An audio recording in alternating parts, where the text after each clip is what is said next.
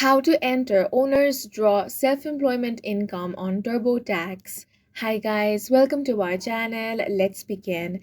An owner's draw is when you take money from your business as a sole proprietor or LLC owner. However, owner's draws are not considered taxable income because you're withdrawing money from business profits that have already been taxed.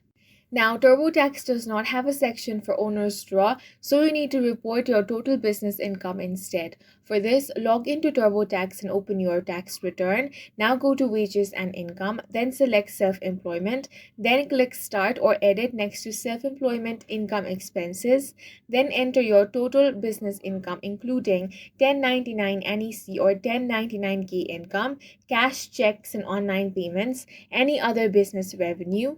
Now, TurboTax will ask you about business expenses. Enter all deductible taxes. Then, TurboTax will automatically calculate your self-employment tax, income tax based on your taxable profit. Double check all of these details, then choose e-file or paper file based on your preference. And that's it for this video. If you found it helpful, please make sure to hit the like button and subscribe for more videos like this.